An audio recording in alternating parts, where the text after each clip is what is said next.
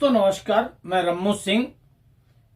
मोदी सरकार पर सवाल उठाते हुए केंद्रीय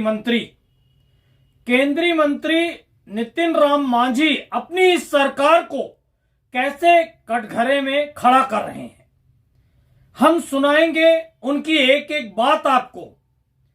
अपनी इस सरकार से सवाल कर रहे हैं, मीडिया के माध्यम से वित्त मंत्री तक बात पहुंचाना चाह रहे हैं केंद्रीय मंत्री नितिन राम मांझी। सवाल उठता है, क्या केंद्रीय मंत्री मांझी वित्त मंत्री से सीधे बात नहीं कर पा रहे हैं, इसलिए वह मीडिया के माध्यम से वित्त मंत्री तक अपनी बात पहुंचा रहे हैं। सुनिए क्या कह रहे हैं नितिन राम मांझी।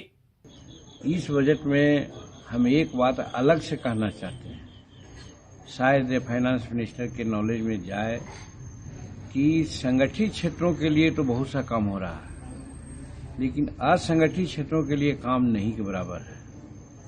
न तो उसको संगठित होने के लिए कोई बायला बन रहा है और न उसके जो संगठन है जिसके अभाव में उनकी मांगों को कोई दर्शा रहा है। तो इसलिए इस बजट से हम अपेक्षा करेंगे कि असंगठित मजदूर जो खास करके खेती गृहस्थी में लगा हुआ है, वानिकी में लगा हुआ है और भारत के जो आय हमारी है उसका 76% खेती से ही होती है, तो जो देता है उसमें सहयोग देता है, उसकी आवश्यकताओं और उसके वेल बीइंग के बारे में तो जरूर सोचना चाहिए। आज किस रूप में वो अपने घर में रह रहा है, किस रूप में गंदी व्यवस्था में वो रह रहा है, किस रूप में मजदूरी का हनन हो रहा है।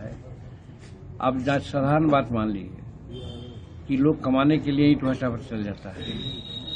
ईंट भट्टा पर अगर मान लीजिए मिल रहा है 45,000 रुपये, 1,000 ईंटा पाथी करने का 45,000, तो देता है उसको 25,000। इसको कौन देखेगा?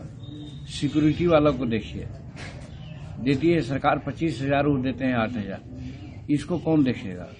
उसी प्रकार से हमारे मजदूर खेत मजदूर हैं, मिनिमम मजदूरी है, वो मजदूरी नहीं मिलती है। इवन मनरेगा में आम लोग तो दे देते हैं 300 रुपया के आसपास में, लेकिन मनरेगा का जानते हैं 251 रुपया है या 201 रुपया है।